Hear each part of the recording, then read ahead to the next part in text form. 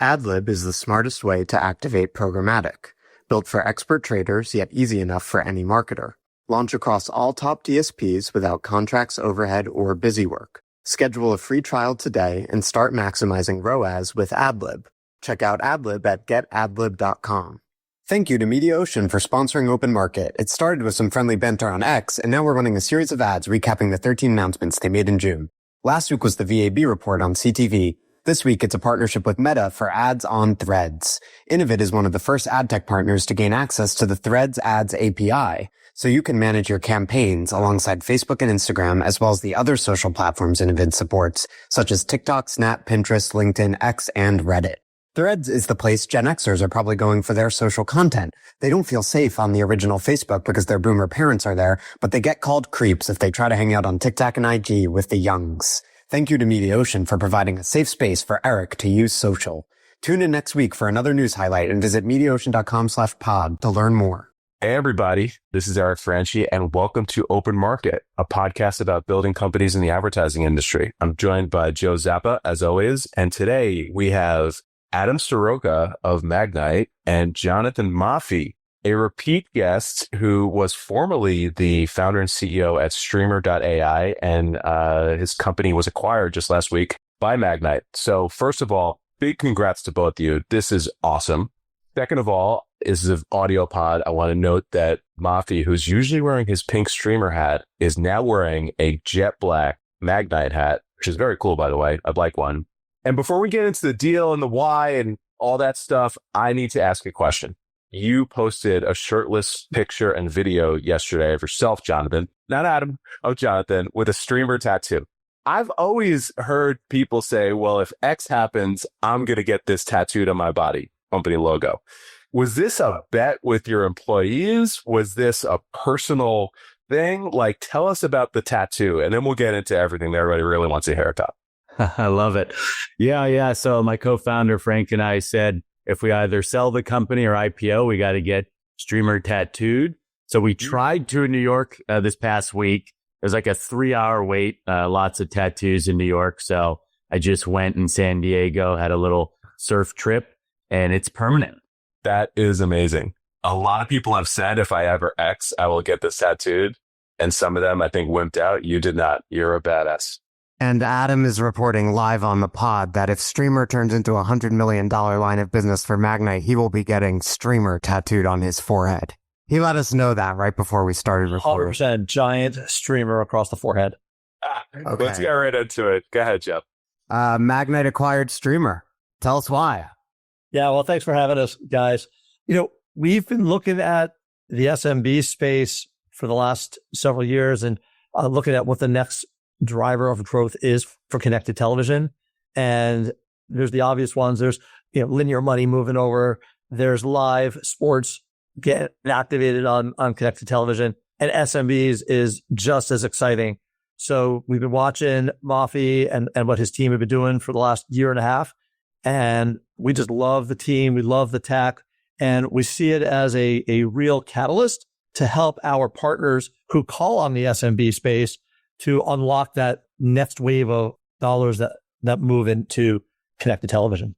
Adam, how central do you think this acquisition and the thinking behind it is to the future of Magnite SMPs and the open internet ecosystem in general? Because my hunch is that obviously Eric and I have both been bullish on this category of what is sometimes called performance TV, right? Which involves different things. Sometimes it's about targeting and measurement and attribution. Sometimes it's about access for SMBs via creative automation, as in the case of Streamr, etc. But my sort of hunch is that this is like really central to like all of ad tech, because the ability to cater to those performance and SMB advertisers is what has made search and social this like combined $500 billion category.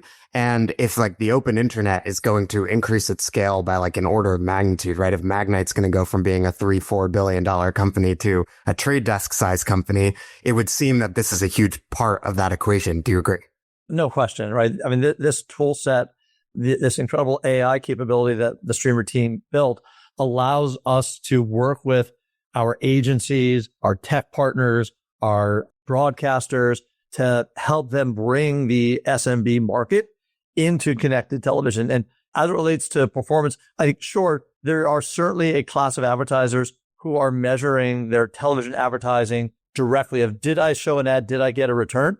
But I think the real exciting part here is that television now becomes accessible to those SMBs, and they can start to look holistically at all their campaigns. Because we know that when you run ads on television, it improves the ROAS of all of your other media, your display, your social, all that gets a pickup. And so all of a sudden, these SMBs get that new media in connected television to amplify the ability to drive conversions and everything else that they're doing. So 100%, we think this is core to what we're doing.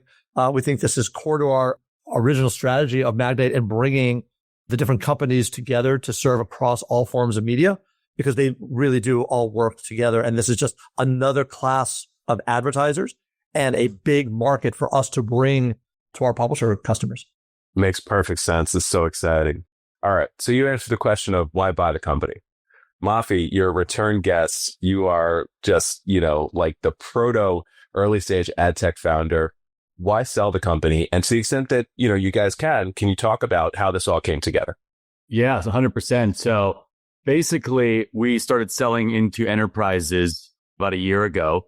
And once we stopped going direct to SMB and started white labeling our tech to larger broadcasters, agency and ad tech platforms, everything started clicking. And it really set us on a path where we can democratize CTV ad buying for millions of search and social advertisers getting into CTV. Because the big thing is, this doesn't become a $100 billion market without getting millions of new advertisers into the space. So we have to do this. And by partnering, we started partnering with Magnite early.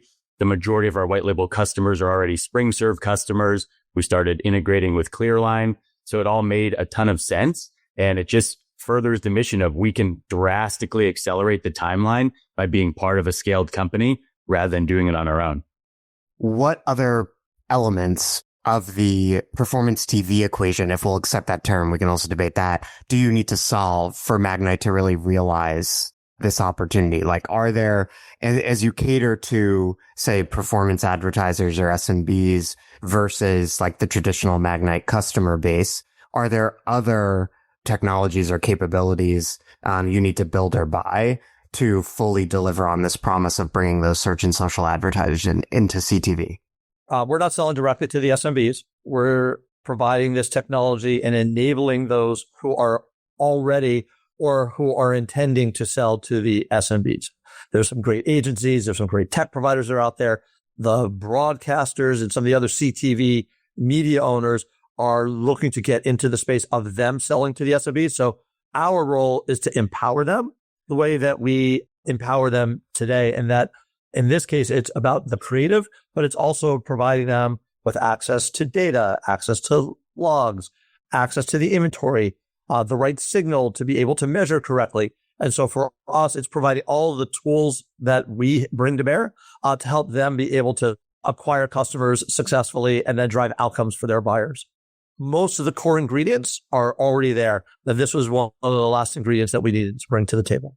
Yeah, I can say, for an example, we have a really cool opportunity with a retail media network we're working on with a massive fast food chain as well. I'm not going to name names yet, but Magnite already supported the ability to pass what we need for mobile to CTV measurement with MMPs like AppsFlyer. And I actually, in my previous time when Whirl was acquired by AppLovin, I did the initial work to pass the signal so that you could do performance attribution from a mobile app to CTV campaigns.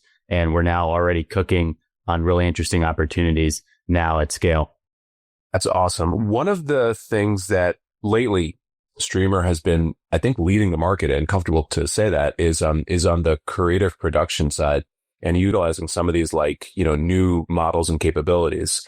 Adam, how much of the creative piece do you think that Magnite's going to be utilizing here as just like additional tools to onboard SMBs? These tools, again, they're designed to be given and to amplify the enterprise sale that Moffie talked about. So it's us going to our partners and giving them the tools to bring the SMBs in with the creative. And we love what this team has done with those models. I mean, these creatives and what the new models can do is quite striking. And the progress that Streamr made in the last year and a half that we've been watching the company. I mean, it's such a steep and rapid trajectory that really transforms the ability to take an SMB and have them appear on the 60-inch glass with this beautiful, professionally made creative that's engaging and colorful and dynamic with music and voiceovers. I mean, it's really quite amazing in what the stuff can do. So yeah, we've been blown away by these guys and just love where their tools and their understanding of the models can take the business. And I'd say part one is arming our SMB partners, those that are selling to SMBs, to take this to market. We'll also take that tech and we'll embed it into our SpringServe technology so that the sellers of inventory can do the same thing, that they can help the marketers that they work with create these incredible ads that appear in their universe. Oh, that's awesome. So this could end up being, a tool that's, universally available to perhaps some of the largest brands as well, who, frankly, I think are behind the eight ball on using some of this stuff because it's, traditionally or today been the realm of, performance marketers and the types of brands that the team at Streamr have been selling to. Yeah, exactly right. And the other part of what we love about the Streamr technology is their ability to create many different variations for advertisers and be able to test those variations and optimize to those. And that's true for SMBs, but to your point, Eric, that's also true for the largest brands and agencies as well. Moffie, what was that term that you coined? Gen AI Infinite. Yeah. Infinite variations, personalized for everybody. Our most popular is deal seekers. So you can have a discount focus ad for deal seekers. You only show to deal seekers. So it optimizes your campaign spend when you don't waste it on someone who would pay full price for your product anyways. So awesome. Yeah, I think Zuck also said infinite creative when he was talking about the future of Meta's platform and that, the ability to just deliver whatever outcome people wanted. So my blog post was like 4 months before Zuck, so I know. We know Zuck is reading the Moffie Twitter. Of course. Come on. I knew this was coming. I was waiting for that. So Moffie, when you're talking to your customers, now Magnite's customers as well as yours, obviously success, creative automation, ease is a big part of delivering on this thesis. But I think there is also a performance component, right? Because if you're dealing with big brands and holdcos, they're buying reach and frequency, they kind of get how the game works of traditional TV advertising. But if you're dealing with a chain of yogurt shops, they need to see customers, right? Is my intuition. They would have pretty high performance expectations. The same way they go to Google or Meta and they're I put dollars in and customers or sales come out. So how do you cater to that? Do you feel like you fully solved that problem? And if there's progress to make, where do you think the progress will come from? Yeah, I don't think anyone's fully solved that. That is the number one problem to solve. But, just to the earlier point, integrating with MMPs like AppsFlyer, et cetera, to do kind of CTV to mobile attribution, making sure we use an IP conversion pixel on web. So you can see, here's how many people saw my ad on Roku and then took an action on the website. We know QR code scans aren't the number one source, but folks like YouTube are putting them on ads a lot more. And you have the younger demographic used to using QR codes during the pandemic. So we do see an uptick there. We're always looking to make the ads more performant. So we're just going to make sure we partner with the best performance measurement as well in the ecosystem for all the campaigns. And yeah, Gen AI Infinite is really one of those first major cracks at making a personalized ad per audience segment rather than just trying to make one ad. And that's another way you make a full campaign more performant. Maybe the week or two prior to the announcing of Streamr was the announcement of pause ads being available programmatically by Magnite, which I'm just a huge fan of. It's interesting in that, if I think about Magnite to date, it's, I think, understandably been very much about inventory and, providing access. Is it accurate to say that, you're beginning to just expand into a set of capabilities that are not just about inventory access, but about formats and creative and what's next to make that much more valuable? Yeah, I mean, our role in connected television is to help our media owners, hardware manufacturers, et cetera, help them unlock new revenue streams and do it in such a way that is non-intrusive and seamless to the customer experience. The natural one to do is of course, pause ads, because that's an opportunity when the end user has hit pause to go get a beer, go to the bathroom, whatever it is. And that's a new piece of inventory that is able to be flighted through the SpringServe technology, available for direct sold, but also now available programmatically to unlock that new supply. And so we also, earlier in the year, launched Tiles, and those are those home screen ads that we talked about. Again, same thing. It's contextually integrated into the consumer experience, non-intrusive, and helping to unlock new revenue streams. So for sure, as new opportunities become available for sellers to provide new monetization streams, we're going to be right there to help them power those, make them available for direct sold campaigns, make them available programmatically, make them available to our demand facilitation team to help monetize. There's been this convergence, obviously, of the buy and the sell sides over the past couple of years, OpenPath, Clearline, et cetera. When you go to the Magnite site, like the positioning is essentially like we're the biggest on the sell side, right? It's like the largest independent sell side ad tech company helping you in everywhere. It's like, we're the leader in this market, which is true. Obviously, Magnite is the biggest SSP. Obviously, to continue growing and to like amass significant growth beyond where you are today, you need to do more than be the biggest SSP, right? That we've talked about performance TV as like one of the theses that could point toward sort of an order of magnitude level growth. What else do you need to do to get there? Yeah, I think there's a couple different dimensions here. Just as it relates to connected television, we think the other big frontier to unlock is live television. It is largely an unsolved problem in CTV, and that's because it's such a difficult technology problem. I mean, these systems were not designed for these massive spikes that come in during the first break of a football game. I mean, you're talking about systems that literally fall over, or the fraud detection gets tripped, or the pacing algorithms get messed up. And so we think, the first wave of work that we've done is to help smooth that out. And we've used some machine learning and AI to be able to predict when those breaks are coming and how to gently call the DSPs so that we can bring that demand to bear. There's more work that we're doing right now to be able to identify live events, because there's no real gold standard or programming guide for where the live events exist. And so we're now working on being able to catalog that supply. Obviously, we're using LLMs to do that. And we're working with our DSP partners so that they know where the live events reside so that they can appropriately prepare, sell, and then target them when those events come in. So we do think that live is a very important frontier that is going to drive the next couple of years of growth. And then to the point we were talking about earlier, the other big piece is bringing up all of the different aspects of buying media together across all of the different formats. Today, they've been typically bought in isolation. I buy my desktop online video and display. I buy my mobile app. I buy my television. But we really now are emerging at the point where the campaigns are going to be thought about holistically. It's what is the story that I'm going to tell as a marketer when I serve my first ad to the household on a television? How do I follow up with that consumer when they're walking down the street on their mobile app, when they're sitting at their desk and they're doing some research on the internet? What is that story and sequence of ads that ultimately lifts brand awareness, drives more conversions, or whatever the marketer is looking to accomplish? So we think that the work that we've done with our audience suite and the household graphs that we've done, that's really going to help drive that other big wave. Makes sense. Jonathan, when did you start Streamr.ai?